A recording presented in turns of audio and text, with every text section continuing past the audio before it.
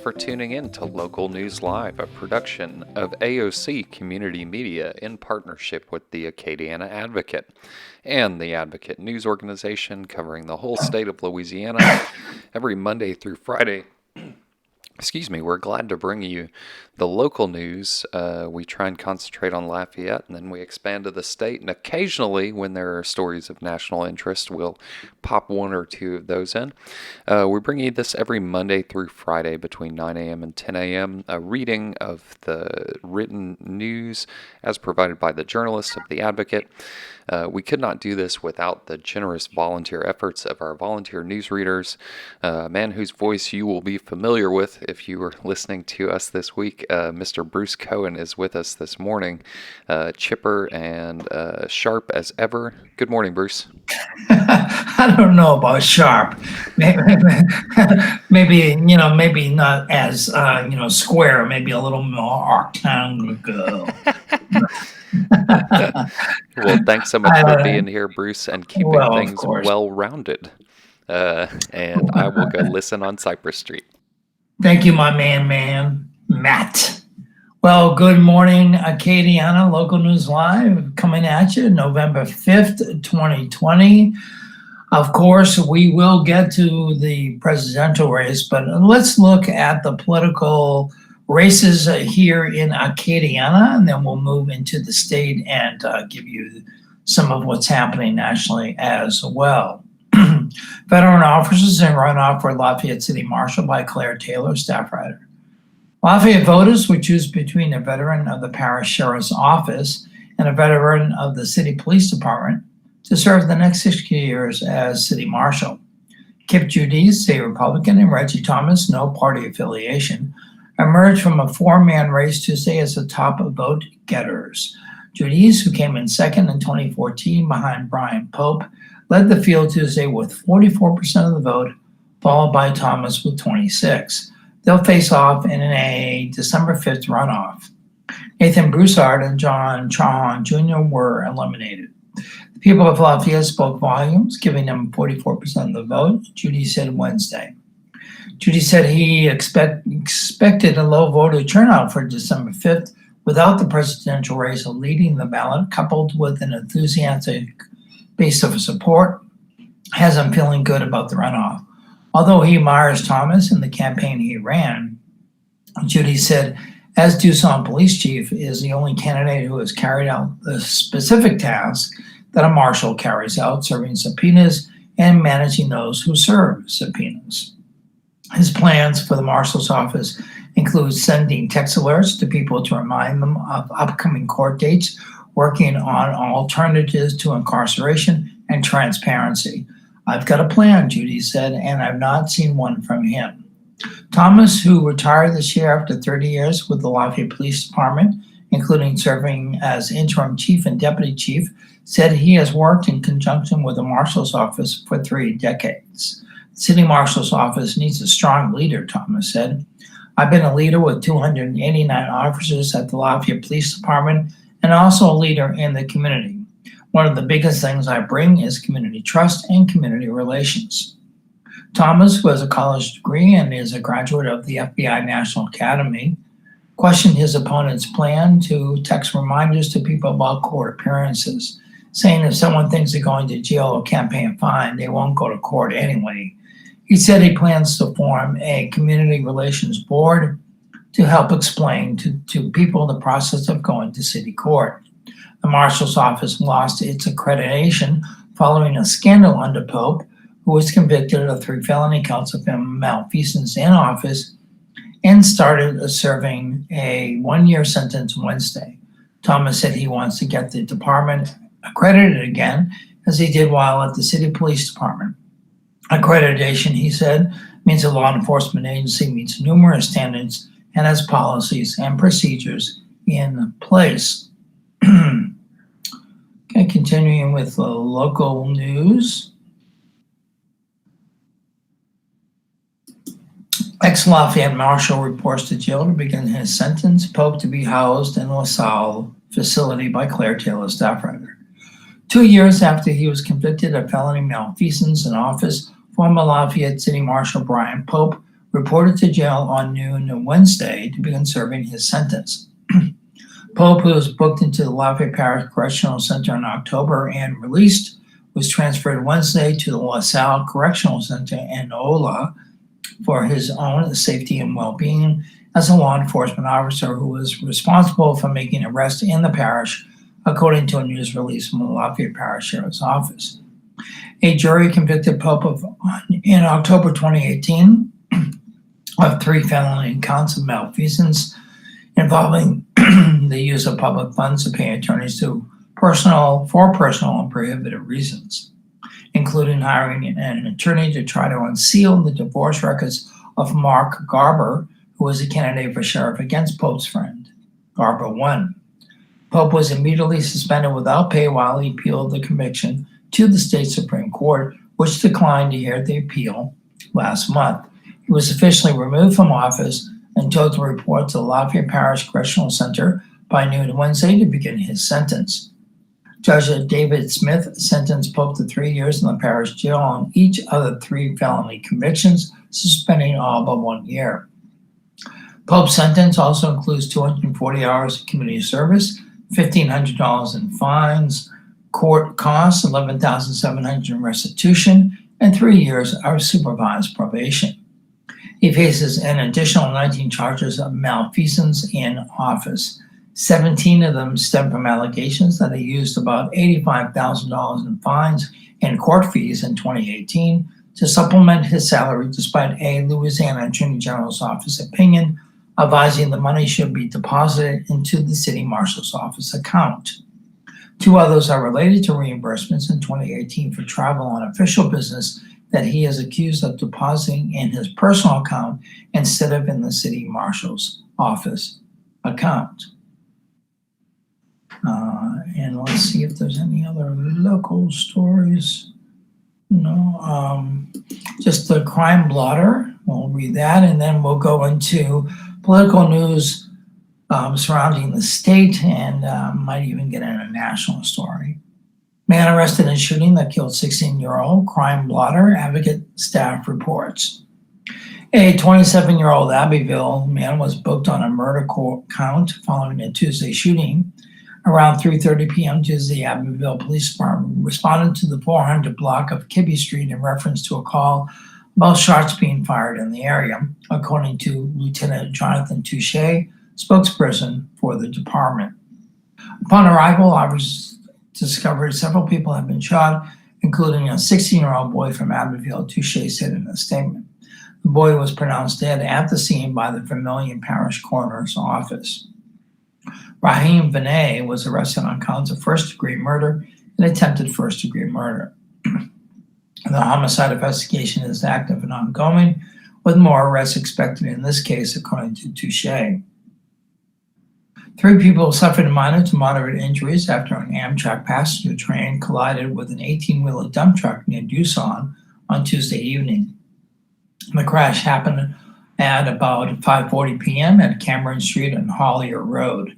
Doosan Fire Department Chief Kobe Duhan said the 18-wheeler was traveling south on Hollier Road and across the tracks to proceed onto Cameron Street when the crash occurred. Investigators are still determining why the crash happened, he said. The driver and passenger of the 18-wheeler were found alert and sitting near the tracks with minor and moderate injuries after the crash, and the dump truck in multiple parts east of the railroad crossing. The Amtrak passenger train was stopped approximately a quarter mile down the tracks, a statement from Lafayette Fire Department spokesperson Alton Trahan said. The 2 truck passengers and 1 train passenger was taken to a hospital for treatment and evaluation. It could have been a lot worse. The truck was empty at the time, so God forbid if it was loaded. We don't know what would have happened, Duhan said. Doosan Fire Department were the first responders on scene. Lafayette Fire Department's hazmat team was called for assistance, and the Lafayette Parish Sheriff's Office, Acadian Ambulance, and State Police also responded, Trahan's statement said. BNSF or railway officials also conducted an inspection of the train tracks. Doosan firefighters and the Lafayette hazmat crew were able to safely contain the fluid and diesel spill from the dump truck. There were 27 passengers and 8 crew members on the Lake Charles to Lafayette Amtrak train at the time of the crash. One of the locomotive engines was damaged and towed to a rail yard in Lafayette, while the second engine was able to power the passenger cars to the Lafayette destination, Trahan's statement said. Opelousas police are investigating an early morning homicide after a man was found dead inside a home on Beverly Road. Officers were called to a residence in the 800 block of Beverly Road at 3:23 a.m. about an unresponsive male and found the victim suffering from a gunshot wound. He was pronounced dead at the scene. Opelousas police spokesperson Major Mark Guidry said in a statement, the victim's name was not released by law enforcement Wednesday morning.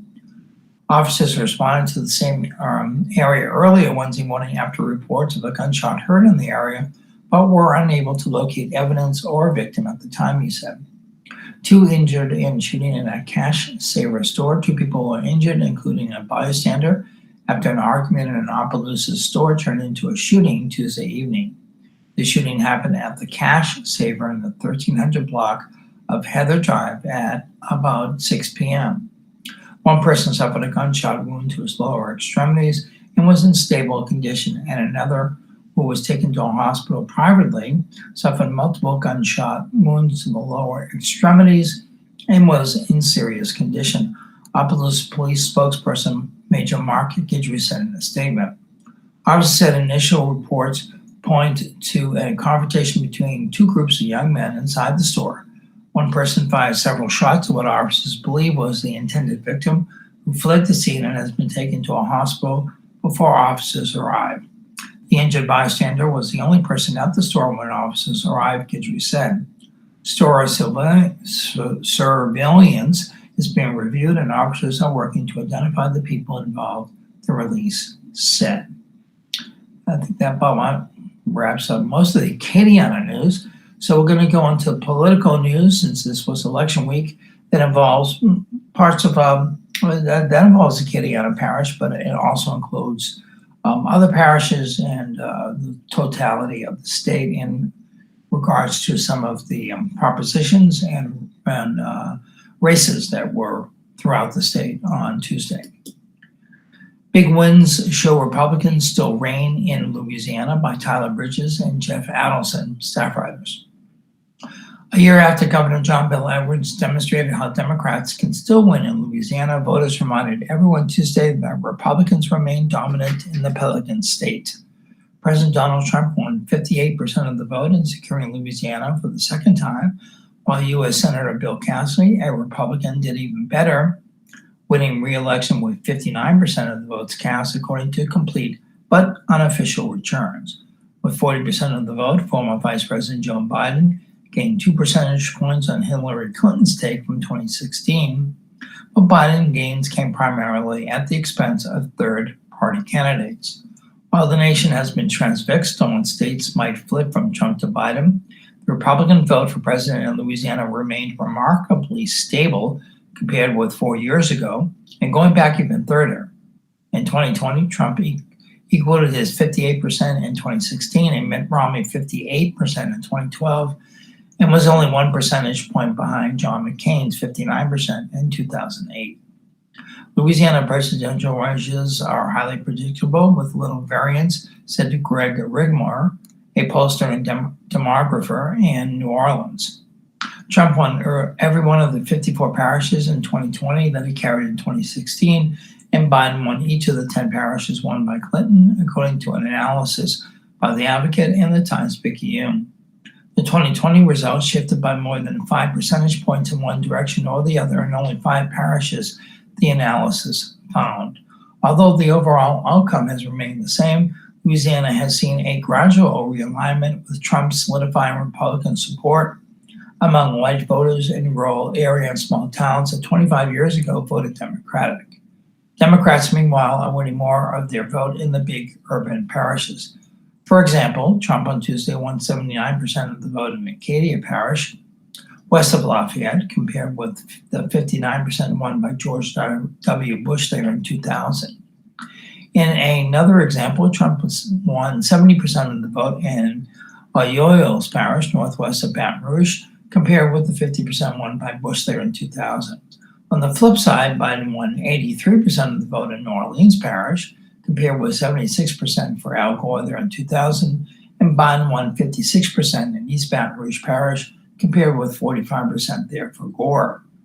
Democrats had some hope that Jefferson Parish, long a Republican stronghold, might be trending their way after Edwards won it with 57% over Republican businessman Eddie Rispone in last year's governor's race. That was a key to Edwards' statewide win, in which he took 51% of the vote. Democrats especially had hopes for Jefferson Parish because suburban white women across the U.S. turned away from the Republican Party in sufficient numbers in 2018 because of their dissatisfaction with Trump to allow Democrats to win control of the U.S. House that year. But in 2020, Trump carried Jefferson Parish with 55% and to Biden's 44%, an 11-point percentage difference that was roughly the mirror image of Edwards' margin over Rispone in 2019.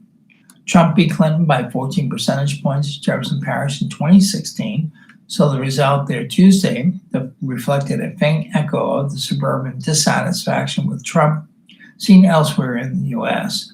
Edwards has advantages in Jefferson Parish that Biden couldn't match.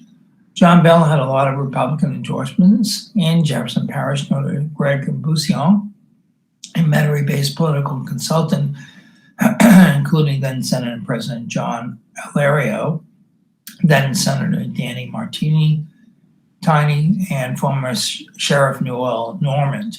But just about every elected official in Jefferson Parish is a Republican unless your district has a large African American base.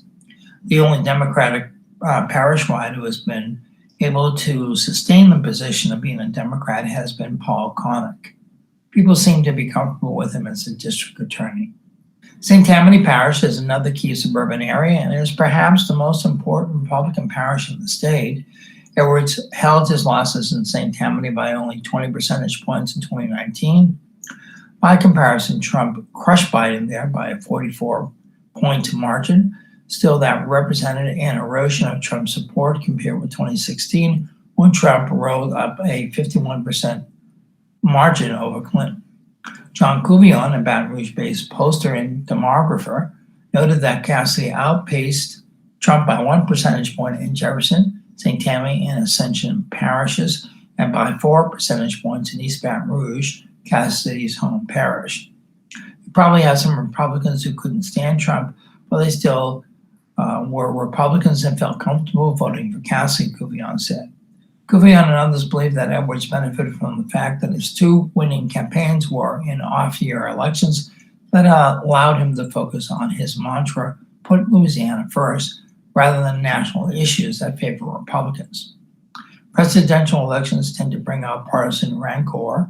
A likely casualty of the mood in 2020 was State Representative Joe Marino III, a well-regarded political independent from Gretna who ran for a Jefferson Parish judgeship. He won only 18% of the vote, while a Democrat and Republican advanced in the runoff.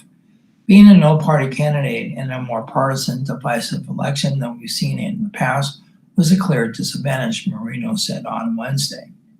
One Democrat who survived the red tide was Foster Campbell, who was reelected to a Public Service Commission seat in Northwest Louisiana with 53% of the vote. Rispone carried that district with 52% in last year's governor's race. Campbell served in the state senate from 1976 until 2002, when he was first elected to the Public Service Commission, meaning voters know him and not just his political affiliation.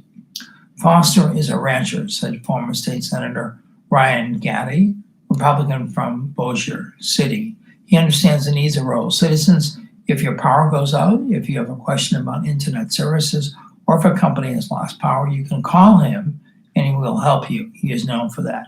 Besides, added Gaddy, the PSC has no jurisdiction over such lightning rod issues as the Second Amendment and abortion. When Campbell ran for the U.S. Senate in 2016, the focus was more on national issues, and he won only 39% of the vote, losing to Republican John Kennedy. The GOP tie left two party members in the runoff to replace U.S. Representative Walter Abraham, a Republican in a district that includes Monroe, Alexandra, and the Florida parishes. Okay, we're going to read a couple of public service announcements. The Festival of Words is going virtual this year, and it is this weekend, November 6th and 7th, Friday and Saturday. The Festival of Words celebrates another year with 3 amazing authors and 2 days of memorable events. The festival will take place Friday and Saturday, November 6th and 7th, virtually. This year includes nationally recognized authors, Louisiana Poet Laureate John Warner Smith, poet Erica Mittner, and graphic memoirist Robin Ha. Festival events include creative writing workshops for students in the community, a community stage for open mic, and drive-by poetry in which youth give dramatic presentations of festival authors' writings. The Friday night event features a poetry presentation by John Warner Smith, and Erica Mittner and Robin Ha reads from her work graphic memoir, Almost American Girl.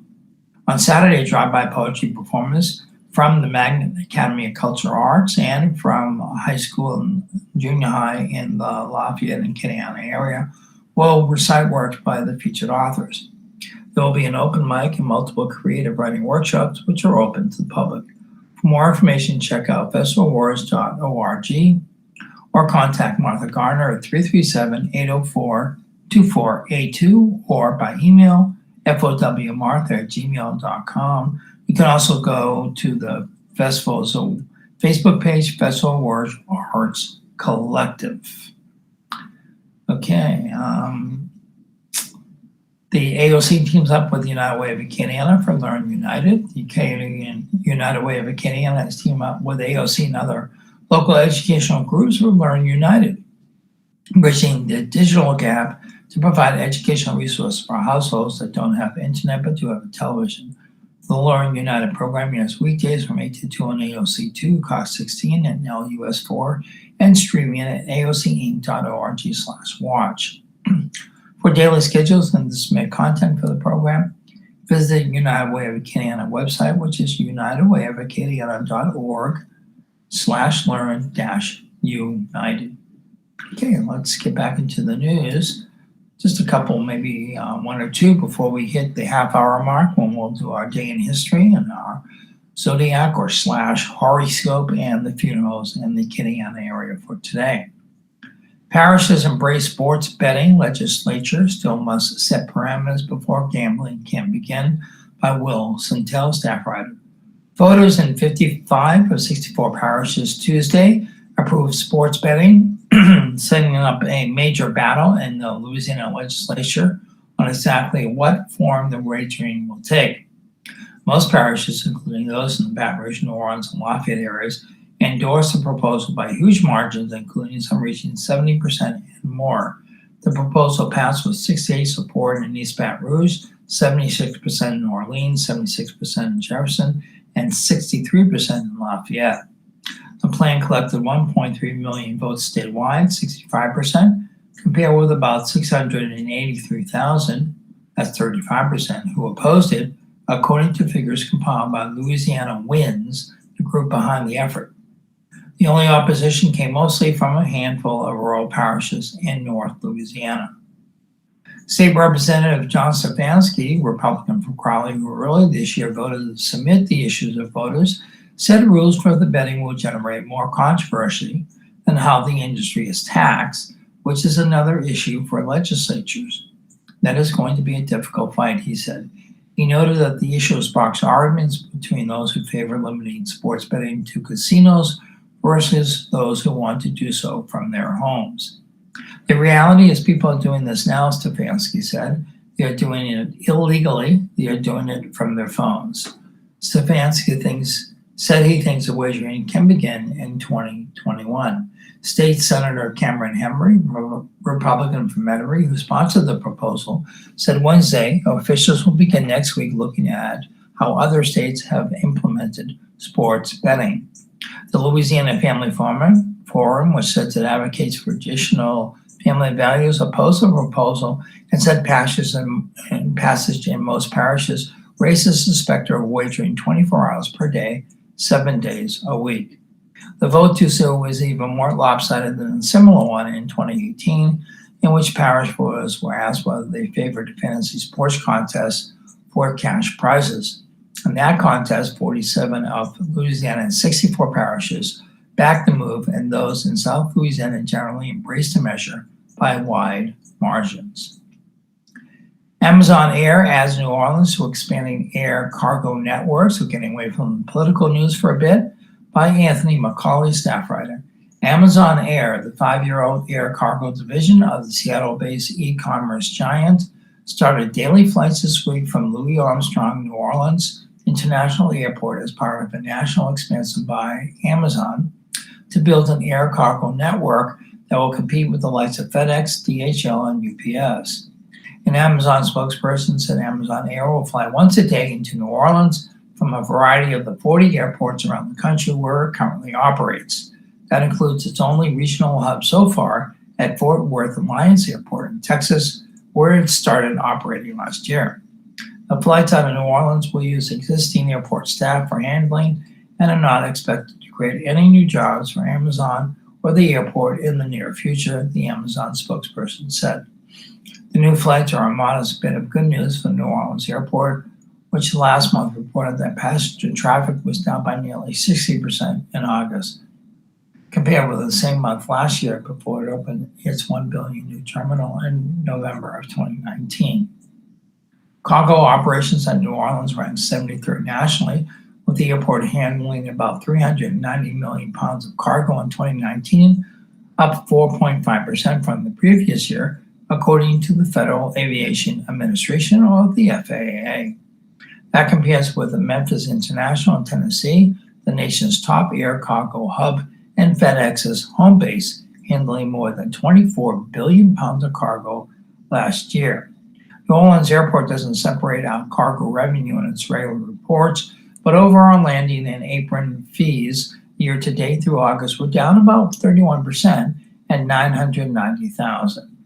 The bulk of revenue comes from airlines' terminal building fees, concessions at the terminal, and items like parking, which in total was down by more than half at about $3.6 billion. Amazon Air is building a $1.5 billion facility at Cincinnati Northern Kentucky International Airport that is due to open next year and will serve as the company's national hub. Right, it's 9:27, so just a few minutes away from the half-hour break or half-hour mark in our broadcast this morning. So we will turn to the day in history and the zodiac or horoscope and the Acadiana funerals in the area today. So today is November 5th, the 310th day of 2020. There are potentially 56 shopping days left in the year. Today's highlight in history on November 5th, 2009, a shooting rampage at the Fort Hood Army Post in Texas left 13 people dead. Major Nadal Hassan, an Army psychiatrist, was later convicted of murder and sentenced to death. No execution date has been set. On this date in 1872, suffragist Susan B. Anthony defied the law by attempting to cast a vote for President Ulysses S. Grant. Anthony was convicted by a judge and fined $100, but she never paid the penalty. Also on this date in 1912, Democrat Woodrow Wilson was elected president, defeating Progressive Party candidate Theodore Roosevelt, incumbent Republican William Howard Taft, and socialist Eugene V. Debs. 1940, President Franklin D. Roosevelt won an unprecedented third term in office as he defeated Republican challenger Wendell L. Willkie. 1992, Malice Green, a black motorist, died after he was struck in the head 14 times with a flashlight by a Detroit police officer, Larry Nevers, outside a suspected crack house. Nevers and his partner, Walter Budson, were found guilty of second-degree murder, but the convictions were overturned. They were later convicted of involuntary manslaughter. Also on this date in 2003, President Bush signed a bill outlawing the procedure known by his critics as partial birth abortion. Less than an hour later, a federal judge in Nebraska issued a temporary restraining order against the ban. In 2007, the U.S. Supreme Court upheld the Partial Birth Abortion Ban Act. Also on this date in 2006, Saddam Hussein was convicted and sentenced by the Iraqi High Tribunal to hang for crimes against humanity. In 2017, a gunman armed with an assault rifle opened fire in a small South Texas church, killing more than 24 people. The shooter, Devin Patrick Kelly, was later found dead in a vehicle after he was shot and chased by 2 men who heard the gunfire. An autopsy revealed that he died from a self-inflicted gunshot wound. 10 years ago today, President Barack Obama and his wife Michelle boarded Air Force One to fly to Mumbai, India, the first stop of a 10-day tour through India, Indonesia, South Korea, and Japan. 5 years ago, a woman who kept mentally disabled adults captive in the basement of a Philadelphia home and in other states for the disability checks was sentenced by a federal judge to life in prison. Linda Weston, 55, apologized during the hearing, saying, "I believe in God and God knows what happened." Lisa Merkel, a small-town police officer who fatally shot an unarmed motorist in the back as he was lying face down on the ground, was acquitted at her murder trial in Dauphin County, Pennsylvania. 1 year ago, Virginia Democrats took full control of the state house for the first time in more than 2 decades, and suburban voters turned out in big numbers to back Democratic candidates. They're looking at some of the birth dates of well-known people today. We have actor Chris Robertson is 82. Actor Elke Sommer is 80 years old. Singer Art Garfunkel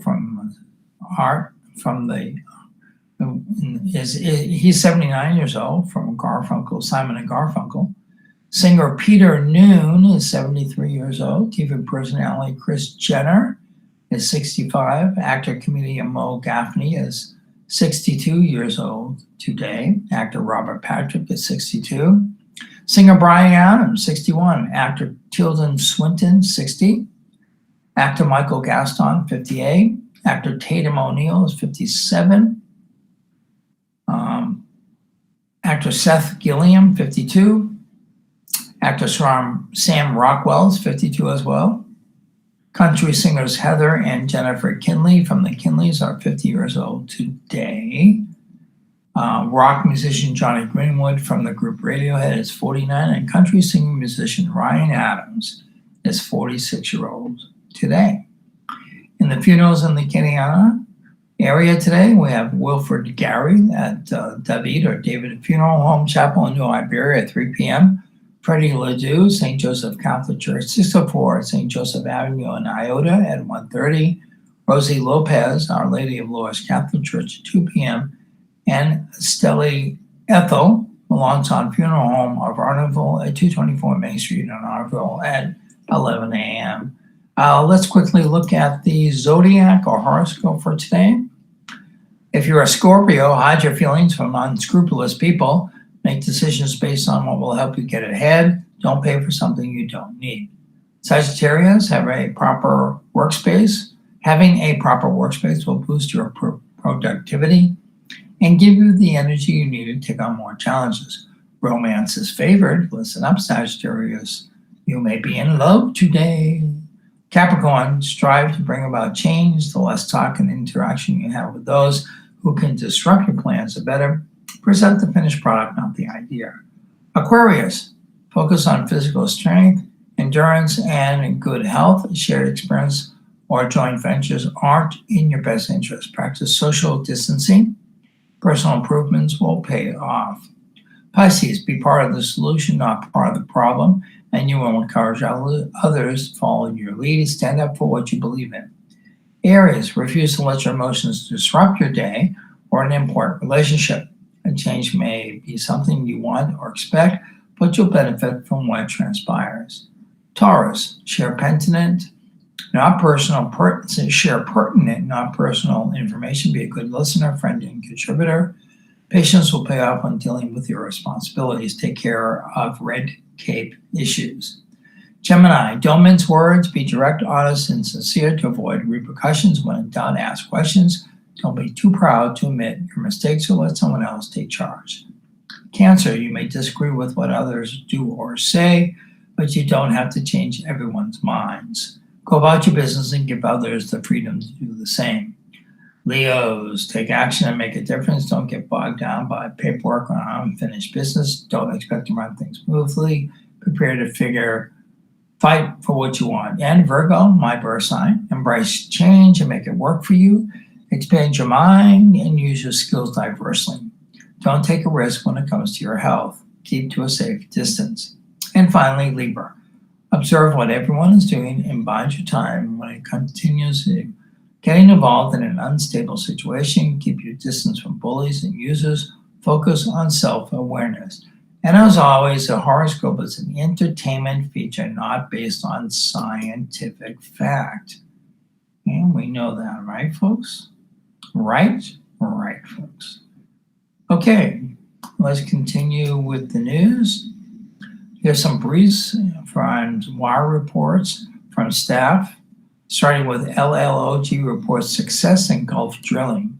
Covington-based LLOG exploration found some successful oil production and 2 deep water wells in the Gulf of Mexico after its initial discovery in mid-2019. The Spuriance discovery happened when the company and its partners drilled below 1,600 feet of water using a sub-salt exploratory well. Since then, one well has been drilled 17,000 feet and has shown about 150 net feet of oil play, which refers to the thickness of the oil reservoir.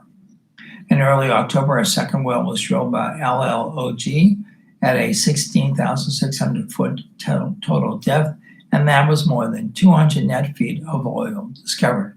The company expects to complete the wells in 2021 and then begin selling oil by 2022.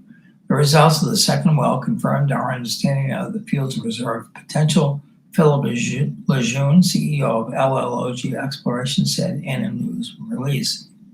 LLOG inked a deal with Houston-based NVen to use the Lobster Oil platform, which sits 130 miles south of New Orleans in water 775 feet deep, to complete the wells in a production handling agreement for processing the oil and gas reserves. Company restarts petrochem facility.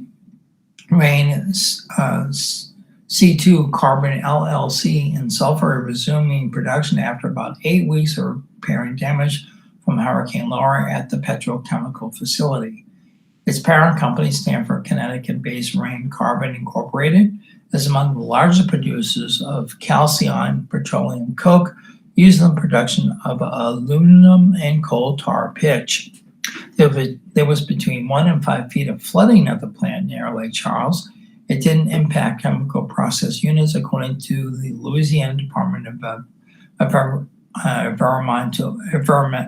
Environmental Quality Records. After cleanup, getting power, and initial repairs, crews restarted in late October. One of its giant kilns used to heat the petroleum coke product, and within the past few days turned on its second kiln. The company has 65 employees at the Lake Charles facility and another 12 workers inside its research and development laboratory, but dozens more across the state at other sites. We still have repair work going on in many areas of the site, but we are producing calcium petroleum coke and power, Jerry Sweeney, president of Rain Carbon, said.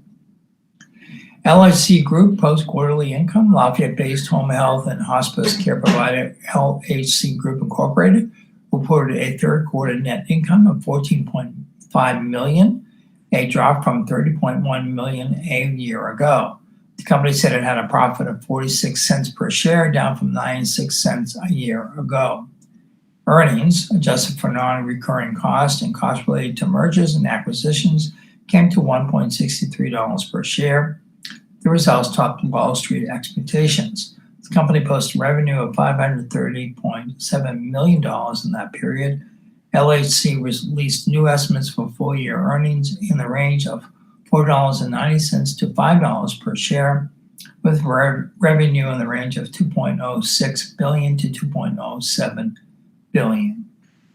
All right, getting back to election news, some voters reject tax break. Amendment 5 fails in landslide by Sam Carlin, staff writer. Louisiana lawmakers this year voted overwhelmingly to ask voters to add a new tax break to the state constitution that would allow manufacturers to negotiate lower tax bills with local governments. On Tuesday, voters rejected the idea in a landslide. All 64 parishes, including GOP and Democratic strongholds, voted against it. Almost as many Louisiana voters rejected the proposed Constitutional Amendment 5, as it was known, 1.22 million, as voted for President Donald Trump, 1.25 million. You're talking about liberal, conservative, black, white, Democrat, Republican, independent. It failed by a landslide, said Edgar Cage, an organizer with Together Louisiana, which rallied against the amendment. There should be a clear message to the legislature that the taxpayers, the people of Louisiana, are tired of these corporate tax exemptions and giveaways. Opponents of the measure put on a full court press to defeat it, backed by hundreds of thousands of dollars from teachers' unions and progressive organizations. Activists blanketed the TV airways with ads. An army of volunteers phone banked and canvassed in the state's major metro areas. On Tuesday morning, Khalid Hudson, a Together Louisiana organizer, hopped into a white Chevy Silverado in City Park in Baton Rouge as a volunteer riding shotgun, using a PA system to get several dozen supporters lined up behind them. With the presidential election sucking up most of the oxygen, Hudson said Together Louisiana wanted to get out its message on Amendment 5, which was placed far down the lengthy ballot, and asked voters to support an amendment to authorize local government to enter into cooperative endeavor acts for lowering tax exemption agreements with new or expanded manufacturer establishments for payments in lieu of taxes. We try to have a hyper-focus on local issues because those are the issues that directly impact your life, Hudson said. When we start to explain it, almost 100% of the time, people say, we want nothing to do with this. Manufacturers, especially petrochemical companies and firms building multi-billion-dollar liquefied natural gas export terminals in Southwest Louisiana, would have been able to negotiate lower tax bills if the amendment had passed. The Strategic Victory Fund, i.e. PAC, a Raleigh, North Carolina-based political action committee that spends money on liberal causes across the U.S., gave $200,000. The Green Advocacy Project, a progressive political nonprofit in Palo Alto, California, donated another $100,000 to defeat the amendment. Okay, moving on.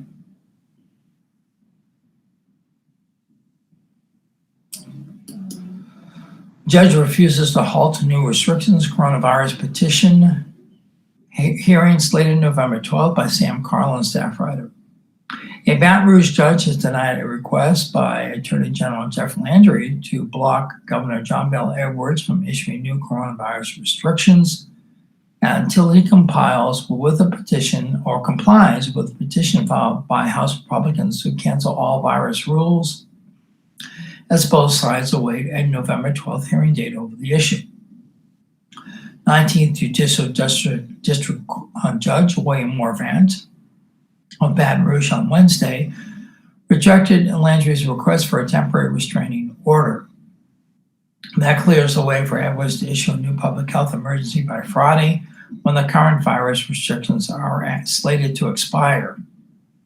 The governor is expected to announce a new order Thursday at an afternoon news conference that would be today. Landry, a Republican frequently at odds with the Democratic governor, is representing House Speaker Clay Schnexcider, Republican from Gonzales, in the case. The governor filed suit after 65 of 68 House Republicans sent him a petition under an obscure state law that allows a majority of the chamber of the legislature to end a public health emergency. Edwards refused to cancel his order and end all restrictions for a week. Instead, the governor asked Morvant to declare the law unconstitutional and the petition null and void.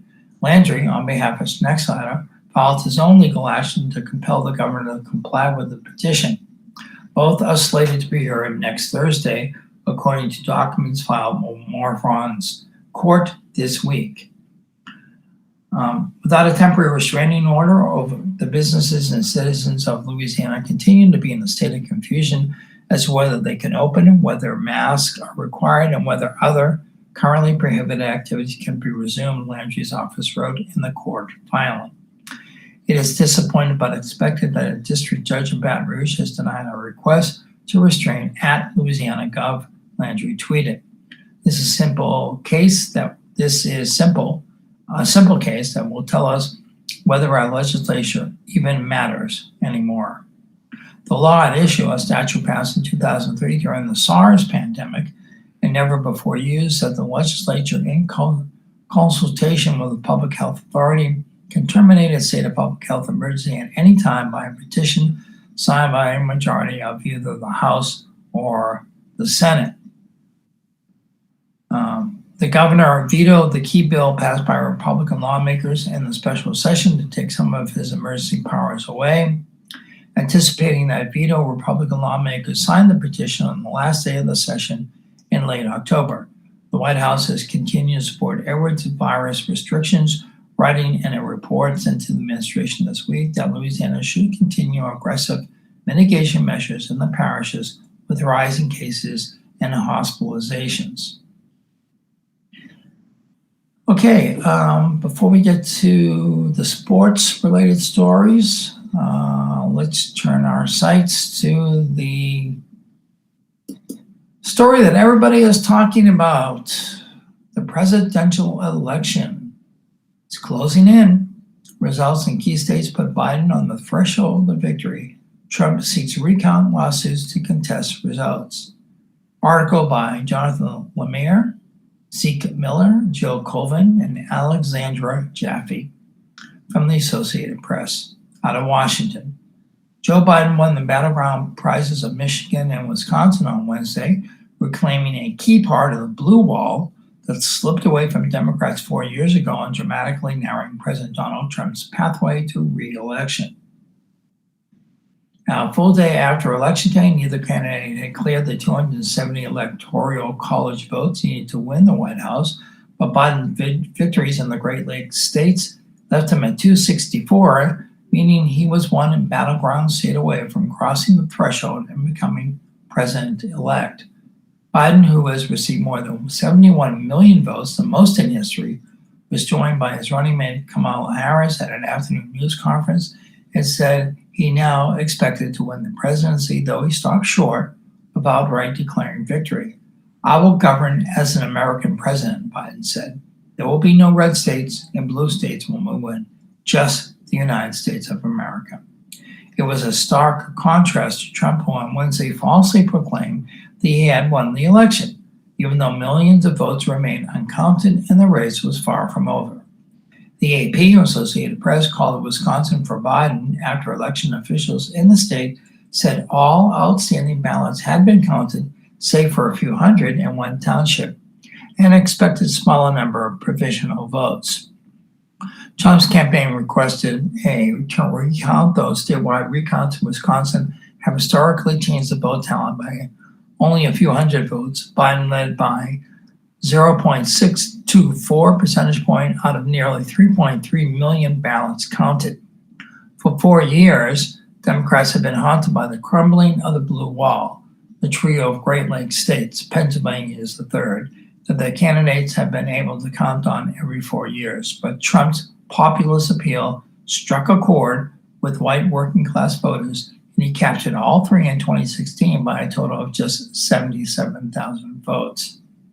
Both candidates this year fiercely fought for the states, with Biden's everyman political persona resonating in blue-collar towns, while his campaign also pushed to increase turnout among Black voters in cities like Detroit and Milwaukee.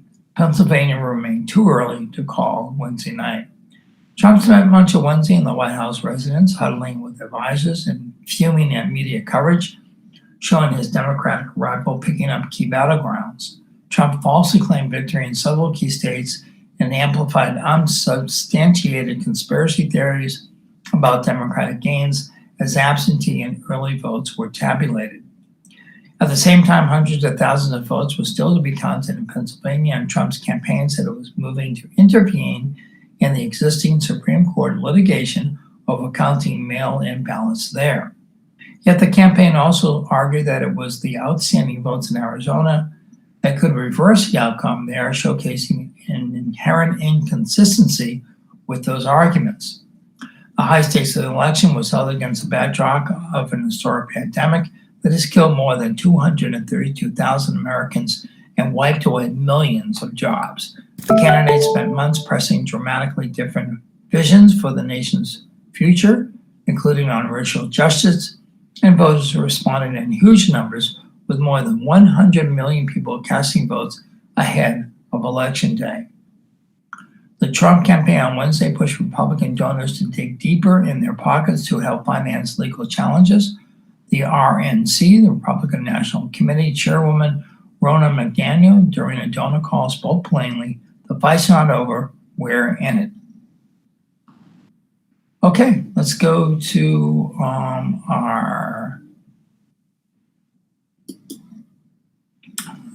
we'll go to our sports stories. We'll wrap that up for this morning. Living the dream, tight end Piers Midget, relishing every moment with Sun Belt West leading Raging Cations by Kevin Foote, sports and staff writer for the Advocate. Like the vast majority of high school football players in America, from a Welsh High tight end, Piers Miguel grew up watching college football on television with dreams of that one day him on the screen. Most never get that opportunity. Not highly recruited by the kind of programs that you get on television, Miguel elected to walk on the UL Education's program some 50 minutes from his hometown. Midway through his third season in the program, Miguel could only speak when he reflects on the opportunities that decision has offered him. Take the season opening upset win in Iowa State, for example. As he walked off the field and names Iowa, Miguel was overwhelmed with how special of a moment that was. As a kid, I grew up watching college football on Saturdays, Miguel said. That was my dream. I wanted to be one of those guys on TV that my family could watch. It's incredible knowing that, one, I'm on TV, and then two, knowing it was a Big 12 opponent like that. I just get a chance to go out there and have fun. All my friends and all my family have my back watching me. I see emotions released. I just kind of stare out and gaze at the sky, and I'm just thankful for the opportunity that I have. But while he appreciated each step along the way, Miguel came into the season missing something. He caught 6 passes last season for 77 yards, but with no touchdowns. All the other regulars in the tight end room scored at least once last season. The big moment finally came from Miguel with a 9-yard touchdown catch to cap a critical fourth quarter drive in the Cajuns' 24-20 road win over UAB. To get that first touchdown, that was incredible, Miguel said. Last year, Hunter Bergeron got one, Neil Johnson got one, Nick Ralston had a few. It was like everybody but me. I was missing out on the party, I felt like, so now I got that. It's a dream come true. Okay, Arkansas State at UL. That's going to be this Saturday, 11 a.m. It's the homecoming game, so it will be at the Raging Cajuns field. You can catch it on TV at ESPNU, and then radio at KHXT-FM 107.9 and KPEL AM 1420. UL has 2 on preseason team. UL women's basketball senior Tyronia Duche and junior Brandy Williams were named to Sun Belt preseason all-conference team on Wednesday. Duche was named to the first team, a native of Ville Platte.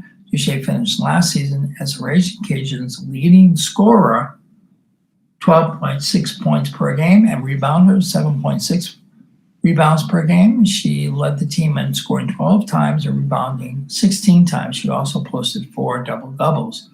Wilson was named to the third team after ranking second on the team in scoring average, 11.7 points per game in her 29 appearances, while leading the team in 3-pointers made 41, free throws made 107, and average minutes played 30.8 a year ago. She was named the Sun Belt Freshman of the Year. Now the sports news. He makes our team go. Leger aims to lead Vermilion Catholics to its first state title since 2013 by Spencer Urquhart, staff writer. Vermilion Catholics has established itself as one of the top passing teams in the Acadiana area, and the Eagles have been stronger than ever the past 3 seasons under quarterback Drew Leger. A senior, Leger saw time at quarterback as a freshman as his older brother JT suffered an injury. He then took over as a starter as a sophomore. The younger Leger has improved each season and developed strong connections with senior wide receivers Sal Dartez and John Robert alums, the second leading passer in the area behind St. Thomas More's Walker Howard. Leger has grown as both a passer and a leader. And I will continue with the story in a second. It's now 5:55 in the AM, which means that our broadcast will end at the TV stations, the audio portion, of course. But if you want to continue listening, you may do so at our online streaming and radio station, which is Cypress Street Radio, CYPRESS Street Radio. Put that in your browser. The homepage will come up, hit the play button, and you'll continue to hear the broadcast. Or you can go to our YouTube station, which is AOC Community Media. Okay, so to continue, Leger has been dynamic in his whole career, Coach Brock Prejean said. I continue to be impressed by him day in and day out. He distributes the ball well and gets the ball out in space. He's a big kid at 6'2", 210 pounds, and is incredibly athletic. He drives the ball down the field and has a great understanding of defenses. Leger said he credits a lot of his success to Dartez and alums who he's developed great chemistry with. Our connection started in middle school, Leger said. It's carried over into high school, and I can always trust them. Our timing's getting better, and I can always depend on them to make plays. It makes my job so much easier. Leger has a strong arm, and he's also improved his accuracy on longer passes. My arm's definitely gotten stronger, Leger said. The big throws are getting easier. I can run when needed, but I can always look to make a play throwing first. I've worked on my accuracy every day with our quarterbacks coach, Bobby McDonald. It helped me on deep throws and helps me put the ball where it needs to be. In other sports-related news, Rain and Coach Guidry look to upset Notre Dame by Kevin Foote, staff writer. It wasn't on the original schedule, but no matter how it happened, Rain High School coach Kane Guidry said he's glad his Wolves will play Notre Dame. Nobody in town thinks we can win, Guidry said at the 7 p.m. Friday game at Gardner Memorial Stadium in Crowley. Guidry understands the sentiment. His coaching career began in Notre Dame under Rain graduate and resident Lewis Cook during the Pioneer State title season of 2009. In his 3 seasons with the POs, Guidry learned what makes Notre Dame football so good. I wanted to get our program to that level one day, Guidry said. I want our kids to see what it takes to get to that level. I want to see how we match up with them. But that's about where Guidry wants his team focus to end when it comes to the POs. I want our kids to worry about Rain, he said. I want them playing as hard as they can on every play and fighting on every play. The Wolves, 3-2, currently in the season, are coming off their most impressive performance of the season, a 49-7 win over North Vermilion. It was good to see, Guidry said. The offensive line did a better job of finishing their blocks, and the running back did a good job of breaking arm tackles. Meanwhile, the Pioneers, or the POs, as I mentioned, 4-1, took a 42-21 road loss to powerhouse Lafayette Christian. The kids have handled it fine, Cook said of the loss. If you have seen us at practice Monday, you wouldn't have any idea if we won or lost. Really, that's how it is every week for us. They just focus on getting the job done. We'll always kind of make it about us anyways.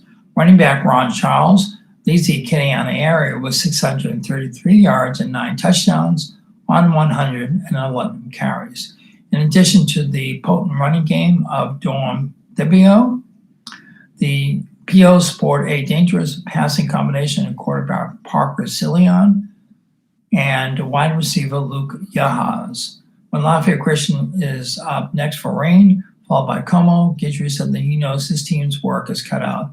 To be able to beat Notre Dame, I know we're going to have to be creative on offense, creative on defense, and play with a lot of heart, Guidry said. And folks, that wraps up our news broadcast for this morning. This is a feature from AOC in conjunction with the Acadiana Advocate Local News Live that we present every Monday through Friday from 9 a.m. to 10 a.m. for our part of our community that is visually impaired. For another part of our community that either doesn't get the paper or have access to the news cycle, we're happy to present the service to you every morning with our volunteer news readers like myself for the past 7.5 months or 8 months, who knows. Time kind of melds together nowadays. We've been doing it from our home studio since we have been very vigilant about not going into the AOC studios at this time until things get better with COVID. And I'm presenting today's broadcast from my home studio, which I have been for months, and enjoy doing it. If you'd like to become a volunteer reader, you can do so by going to the AOC website, which is aocinc.org. Pull down the volunteer tab, fill out the form, and Miss Mandy will get in touch with you and set you up. And we'd love to have you as part of the volunteer newspaper reading team for the local news live. As always, this is Bruce Cohen. Will always be Bruce Cohen. I encourage you to be safe, healthy, and smart. Continue to stop the spread. Be smart out there. And I always say this, be kind to each other. This is a great time to be kind and acceptive. And if somebody doesn't agree with you, just say, we agree to disagree. Just be kind out there. We're all in this together. Have a great day. I'll see you on the flip-flop.